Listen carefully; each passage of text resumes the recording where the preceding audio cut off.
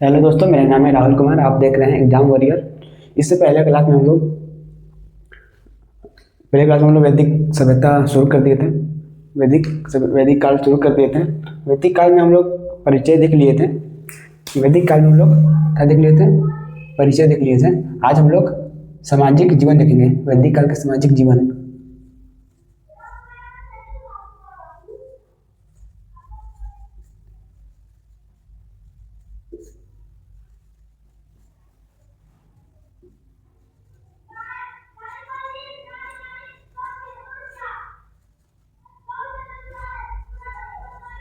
सामाजिक जीवन, वैदिक काल का सामाजिक जीवन। समाज चार अवस्था में बटा हुआ था। समाज का आश्रम था। चार आश्रम या चार अवस्था में बटा हुआ था। चार आश्रमों में बटा हुआ था समाज का जीवन चार आश्रमों में बटा हुआ था। चार आश्रम या अवस्था बोल लीजिए। अवस्था पहला 0 से 5। 0 से 5 एक बाल्य अवस्था होता था। कौन अवस्था? बाल्य अवस्था।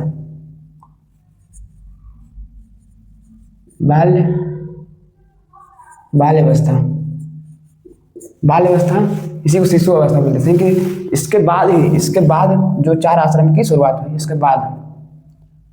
इसके बाद चार आश्रमों का शुरुआत हुई। चार आश्रम की शुरुआत।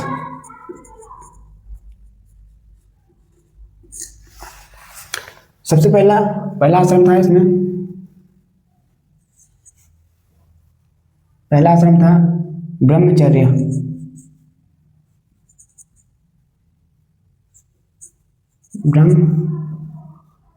ब्रह्मचर्य रहना। ब्रह्मचर्य एक कब था? ये था 5 से 25। 5 से 25 ब्रह्मचर्य जीवन यापन करना। ब्राह्मण या ब्रह्मचर्य इसको लिख लीजिए।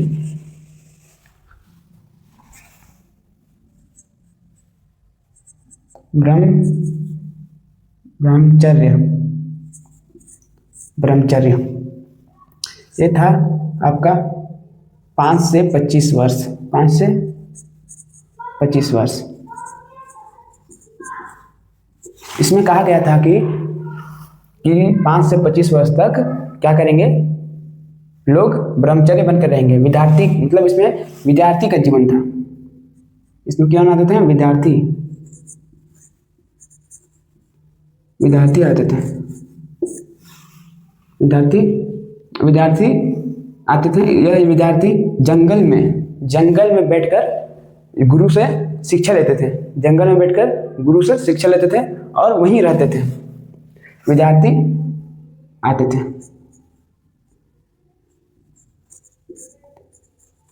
इस आश्रम में विद्यार्थी आते थे जो जंगल में क्या करते थे? गुरु से शिक्षा लेते थे। जंगल में जाकर गुरु से शिक्षा लेते थे।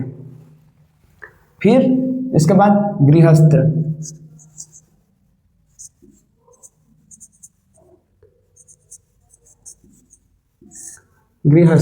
गृहस्थ जीवन 25 से 50 वर्ष। 25 से 50 वर्ष, मतलब 25 वर्ष के बाद लोगों का काम क्या था? शादी करके और परिवार को देखभाल करना, पढ़ाना लिखाना बच्चे लोग को, यही सब काम था। इसमें क्या? विवाह। इसमें क्या करना था?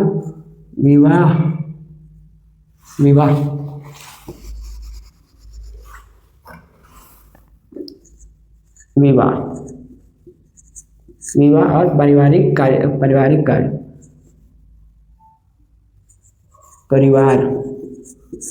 परिवार संभालना।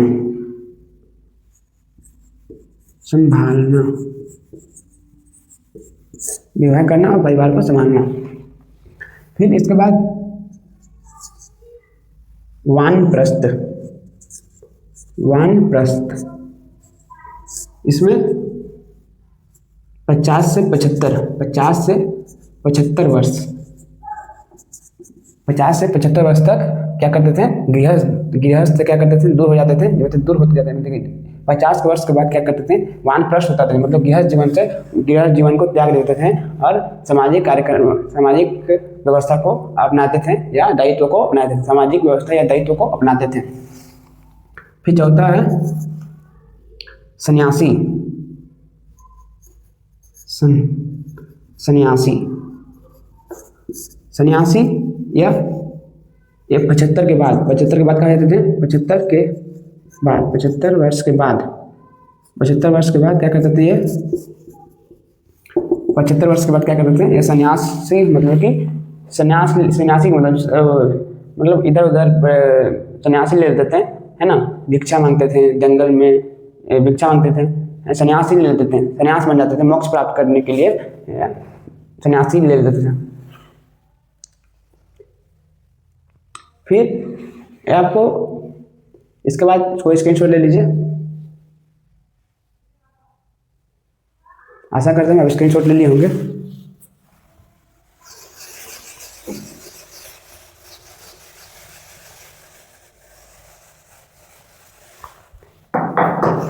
फिर आता है वैदिक काल की नदियां। वैदिक काल की नदियां वैदिक काल की नदियां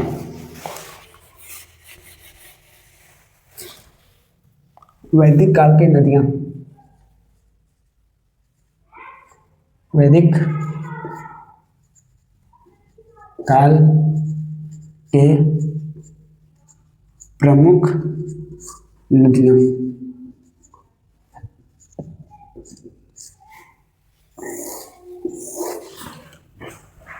इसमें पहला सिंधु।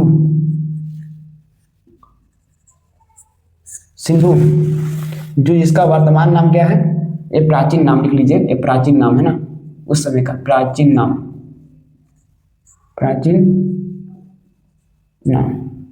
और इधर जो लिखेंगे आधुनिक नाम, यह है आधुनिक नाम। सिंधु को क्या बोलते थे अभी पहले सिंधु नदी था, अभी भी इसको क्या बोलते हैं, सिंधु बोलते हैं। सबसे प्रमुख नदी यही थी, उस समय के सबसे प्रमुख नदी सिंधु थी। फिर उसके बाद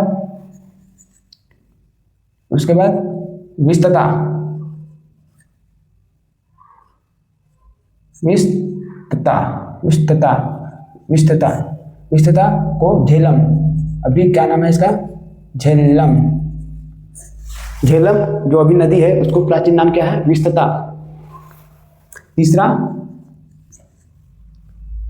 तीसरा है अस्कनी।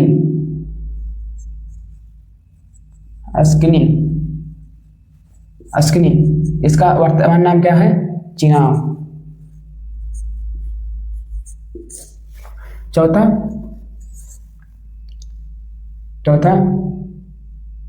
परुसनी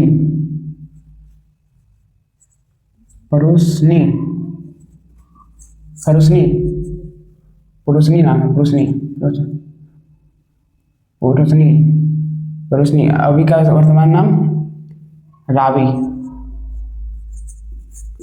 यही परुसनी नदी के तट पर 10 राजाओं का युद्ध हुआ था, आर्य और 10 राजाओं के बीच युद्ध हुआ था, जिसमें आर्य विजय हुए थे। फिर 5वां है शत्रुधि।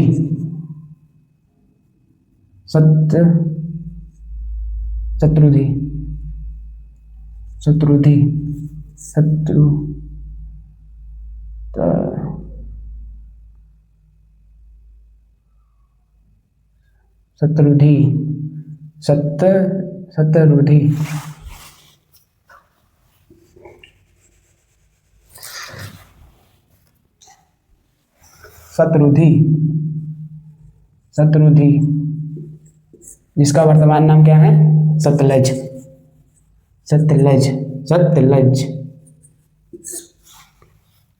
छठा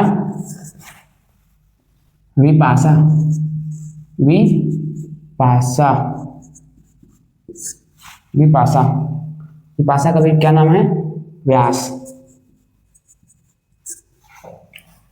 7वां सदा नीरा,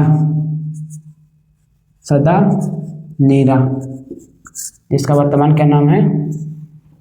गंडक, गंडक, गंडक। व्यास नदी को याद रखिए, व्यास विपाशा, वह से विपाशा आ रहा है, विपाशा याद रख लीजिएगा, व्यास नदी को विपाशा याद लीजिएगा। सतलज स से भी आ रहा है, इसको भी सतलज आ रहा है, इसको याद रखिएगा। रावी परुष्णी नदी पर क्या हुआ था? परुष्णी नदी पर क्या हुआ था? दशराज का युद्ध हुआ था, परुष्णी नदी पर दशराज का युद्ध हुआ था, इसलिए इसको रावी नदी पर हुआ था दशराज का युद्ध, तो इसको परुष्णी याद रख लीजिएगा। चिनाव, इसको याद करना पड़ेगा, इसको याद करना पड़ेगा, और इसको तो सिंधु वही है, ये आपको याद देंगे। तो ये प्राचीन नाम है, ये आधुनिक नाम है, ये भी याद हो जाएगा। इसके बाद हम लोग क्या देखेंगे? इसके बाद हम लोग देखेंगे प्रमुख देवता। प्रमुख देवता इधर देख लेते हैं।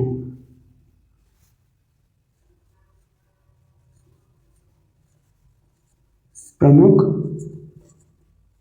देवता, प्रमुख देवता में सबसे पहले इंद्र, सबसे प्रमुख देवता इंद्र, इंद्र, इंद्र, इंद्र को सबसे प्रमुख देवता मानते थे। इस सबसे प्रमुख, इसी को इंद्र भगवान की पूजा करते थे। सबसे महत्वपूर्ण देवता इंद्र, इंद्र देवता। यह युद्ध की देवता है, युद्ध को देवता है, युद्ध के देवता थे उस समय, युद्ध के देवता, युद्ध के देवता, युद्ध और वर्षा, युद्ध और वर्षा, मतलब उस समय युद्ध करते वक्त किसका नाम लेते थे? इंद्र भगवान का, है ना। और वर्षा अगर नहीं होती थी तब भी किसका याद करते थे? इंद्र भगवान का। इनको पुरंदर भी कहा गया है, पुरंदर, पुरंदर, इसे इनको पुरंदर भी कहा जाए। पुरंदर का मतलब होता है किला जीतने वाला, किला जीतने वाला पुरंदर, पुरंदर भी कहा जाता है। इनकी चर्चा कितनी बार है? इनकी चर्चा है 250 बार, 250 बार। इनकी चर्चा कितना है? 250 बार। दूसरा कौन सा देवता प्रमुख है? अग्नि, अग्नि के देवता, अग्नि, अग्नि देवता थे। इंद्र के बाद कौन सा देवता थे प्रमुख? अग्नि। अग्नि की चर्चा कितने बार है? 200 बार, 200 बार है। कितने बार है? 200 बार है। तीसरा है, तीसरा प्रमुख है सोम, सोम देवता, सोम देवता, सोम देवता एक जंगल के देवता थे। कौन सा जंगल? जंगल के देवता, जंगल के देवता। सोम देवता किस जंगल के देवता थे? सोम देवता जंगल के देवता। चौथा मारुत, मारुत एक किसका है? तूफान के, तूफान के देवता, तूफान के देवता। फिर आता है पांचवा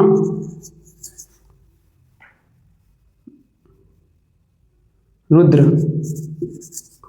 ये क्रोध के, रुद्र कौन सा है? क्रोध के देवता, क्रोध के देवता। जब पशु के भी देवता कहते हैं, पशुओं के देवता भी कहते हैं इसको, पशुओं के देवता, पशुओं के देवता भी कहते हैं, पशुओं के देवता भी कहते हैं इसको। फिर छठे नंबर पे विष्णु, विष्णु, विष्णु भगवान, विष्णु भगवान संरक्षक, संरक्षक थे, संरक्षक, संरक्षक थे। इसको पालनकर्ता भी बोलते हैं। इनको क्या बोला जाता है? पालनकर्ता, पालनकर्ता, पालनकर्ता बोलते हैं। इतना आपको देवता में याद रखना है। इंद्र को सबसे ज़्यादा याद रखना है, और अग्नि को ज़्यादा क्वेश्चन इसी से पूछे जाते हैं। इधर हो गया इतना। इसमें एक बात नोट कीजिएगा, हाँ, यहाँ गविष्टि एक शब्द आएगा, गविष्टि, नोट कर लीजिएगा।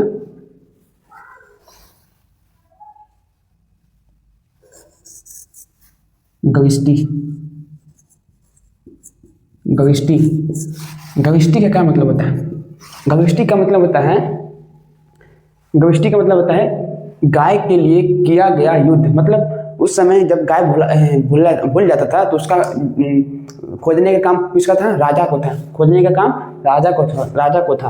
अगर नहीं मिलता है, अगर किसी ने चुरा लिया है, अगर नहीं और नहीं देता है तो उसके लिए युद्ध किया जाता था। गाय के लिए युद्ध किया जाता था। गाय के लिए युद्ध किया जाने वाला गाय कविष्टि होता है। गाय के लिए किया जाने वाला युद्ध, इसको कविष्टि कहते हैं। गाय के लिए किया जाने वाला युद्ध गाय के लिए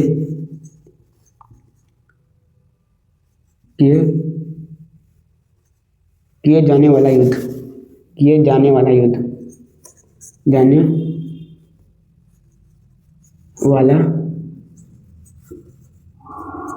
युद्ध एक और याद रखिएगा, सीता।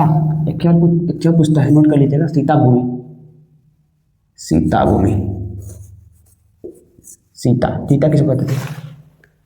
सीता भूमि हल के द्वारा जोता गया जो भूमि था, उसके जिसमें जो निशान पड़े थे उसको क्या गया था? हल के द्वारा जो निशान जोता हुआ भूमि, हल के द्वारा जोता गया भूमि, जिस भूमि के जो निशान थे उसको क्या बोला गया? सीता। हल के द्वारा जोता गया भूमि, हल द्वारा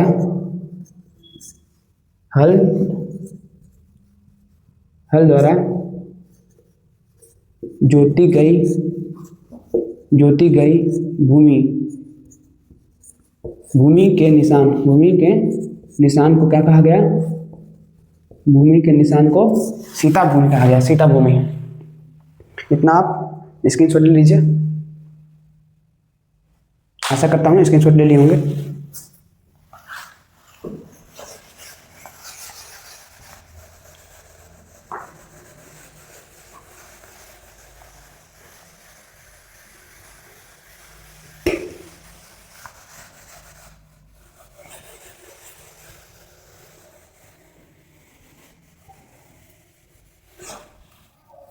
आगे हम लोग वैदिक सभ्यता के, वैदिक काल के जो सामाजिक व्यवस्था को देखने वाले हैं। सामाजिक व्यवस्था, वैदिक काल के सामाजिक व्यवस्था, वैदिक काल के सामाजिक व्यवस्था,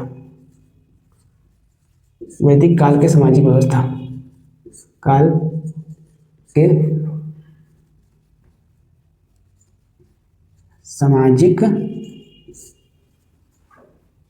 व्यवस्था, सामाजिक व्यवस्था को देखने वाले हैं।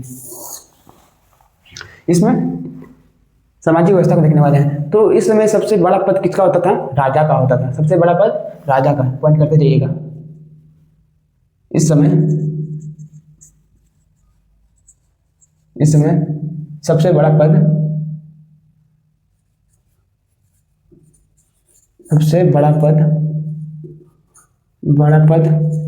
किसका होता था? राजा का होता था। सबसे बड़ा पद राजा का होता था। इस समय सबसे बड़ा पद राजा का होता था। राजा का चुनाव होता था। क्या होता था? राजा का क्या होता था? चुनाव होता था। उनको कोई चुनते थे, है ना, जनता चुनते थे राजा को। और राजा किसी भी निर्णय लेने से पहले क्या करते थे? विभिन्न संगठन में इसका चर्चा करते थे। विभिन्न संगठन में उनका चर्चा करते थे। तो इस समय प्रमुख तीन संगठन थे। प्रमुख तीन संगठन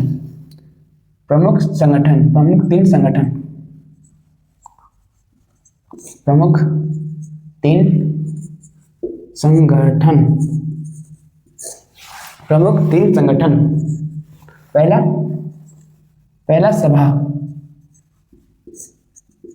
सभा या निम्न या साधारण वर्गों के लिए संगठन है। निम्न या साधारण लोगों के लिए संगठन है। साधारण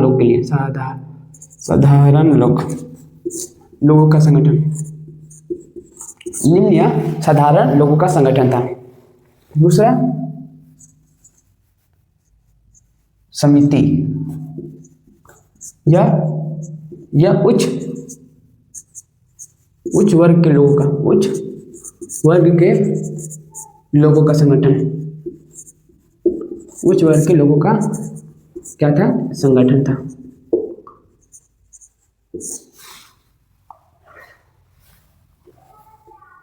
तीसरा विदत विदत यह सबसे महत्वपूर्ण संगठन, यह सबसे महत्वपूर्ण संगठन था, यह सबसे महत्वपूर्ण संगठन, यह सबसे महत्वपूर्ण संगठन था। सभा और विदत में महिलाओं को जाना मतलब कि अनुमति था, महिलाओं के लिए महिला के जाने के लिए अनुमति था, लेकिन समिति में महिला का जाने का अनुमति नहीं था।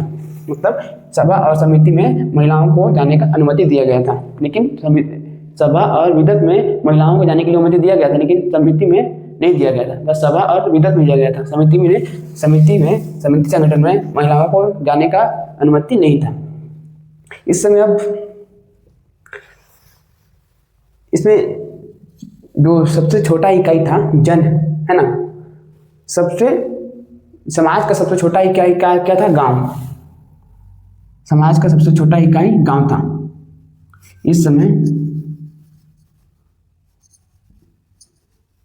समाज का सबसे छोटा इकाई क्या था? गांव था। सबसे छोटा इकाई क्या था? गांव था। और इसके जो प्रधान थे, है ना, इसके जो प्रधान थे उनको ग्रामिक कहा जाता था। उनके प्रधान को क्या कहा जाता था? ग्रामिक कहा जाता था। जैसे अभी हम लोग के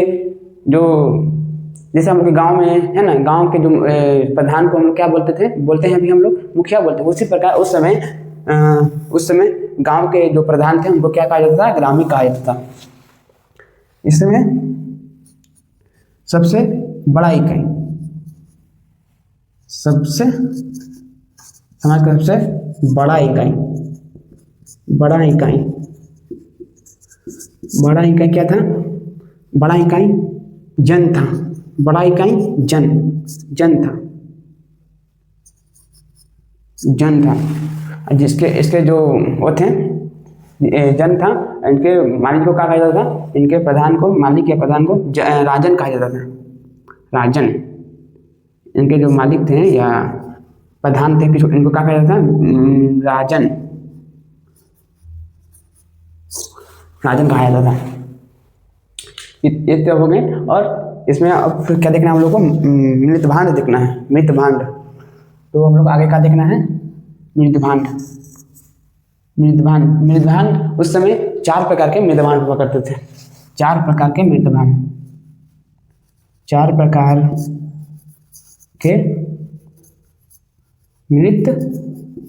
मृतभांड। मृतभांड का मतलब क्या होता है? मृतभांड का मतलब होता है घड़ा। मनका जानते हैं? मनका, घड़ा, है ना। इसमें हम लोग गर्मी के टाइम में क्या करते थे? पानी पीने के लिए इनको लाते थे, ठंडा करने के लिए। अब इसमें पहला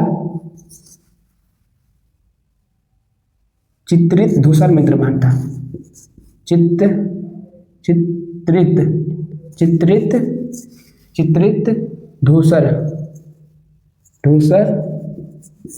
चित्रित धूसर मृतभांड। चित्रित धूसर क्यों बोला जाता है? चित्रित धूसर का मतलब होता है क्या? दूसरा मतलब मिट्टी का पका हुआ था। मिट्टी का जो मटका होता है वो पक्का मिट्टी का होता है ना, तो लाल रंग का हुआ करता था, लाल रंग का था। और चित्रित क्यों बोलते हैं? क्योंकि उसमें पेंटिंग किया हुआ था, इसलिए चित्रित धूसर मृतभांड। मतलब मनका। मृतभांड का मतलब क्या होता है? मनका। चित्रित मतलब उसमें पेंटिंग किया हुआ था। दूसरा लाल मृतभांड। लाल मृतभांड। दूसरा काला मृतभांड।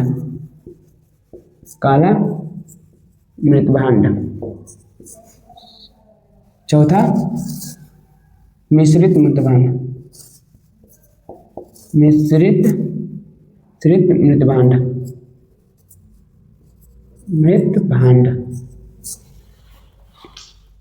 इतना हम लोग देख लिए। हम लोग अब क्या देखने वाले हैं? 3 प्रकार के यज्ञ होते थे उस समय। 3 प्रकार के यज्ञ होते थे। 3 प्रकार का यज्ञ होता था। पहला होता था अश्वमेध यज्ञ, अश्वमेध यज्ञ, अश्वमेध यज्ञ 3 प्रकार के यज्ञ होते थे। 3 प्रकार के। अश्वमेध यज्ञ क्या होता था? इसमें यज्ञ करके घोड़ा को क्या कर दिया जाता था? छोड़ दिया जाता था। घोड़ा को छोड़ दिया जाता था। जहाँ तक घोड़ा जाएगा वो क्षेत्र राजा का हो जाता था। राजा क्या करता था? में यज्ञ कराकर घोड़े को छोड़ देता था। जहाँ तक जिस राजा का घोड़ा जाता था वह क्षेत्र किसका हो जाता था? राजा का हो जाता था। अगर कोई उसको रोकने की कोशिश किया, अगर कोई व्यक्ति उसको रोकने की कोशिश किया तो उसको राजा से युद्ध लड़ना पड़ता था, है ना। दूसरा समझिए, राजस्य यज्ञ, राजस्य यज्ञ। राजस्य यज्ञ क्या होता है? राजस्य यज्ञ जब राजा का राज्याभिषेक होता था तब वो राजस्य यज्ञ होता था। अभिषेक, राज्याभिषेक के समय, यह राज्याभिषेक के समय यह राजस्य यज्ञ होता था। तीसरा प्रकार का है वाजपेय यज्ञ, वाजपेय यज्ञ क्या होता है? जब राजा को शक्ति प्रदर्शन करना होता था तो कौन सा यज्ञ कराते थे? वाजपेय यज्ञ, शक्ति प्रदर्शन के लिए। शक्ति प्रदर्शन के लिए कौन सा यज्ञ कराते थे? वाजपेय यज्ञ। आज हम लोग यज्ञ देख लिए, मृतभान देख लिए, है ना, मृतभान भी देख लिए, सामाजिक व्यवस्था देख लिए, प्रमुख नदियाँ देख लिए, सब देख लिए। कल की क्लास में हम लोग इसके सिंधु सभ्यता और वैदिक सभ्यता में अंतर देखेंगे। अंतर क्या है और कैसे इसका विकास हुआ, है ना, इसका कैसे विकास हुआ, अगला सभ्यता कौन सा आएगा, इसके बाद अगला सभ्यता कौन सा आएगा, कैसा आएगा, उसको समझेंगे अगले की क्लास में। तो अभी तक मेरे चैनल को सब्सक्राइब नहीं किए हैं तो कर लीजिएगा, बेल आइकन दबा लीजिएगा, कमेंट भी कीजिएगा, शेयर भी कीजिएगा। आज के लिए इतना ही, धन्यवाद, जय हिंद।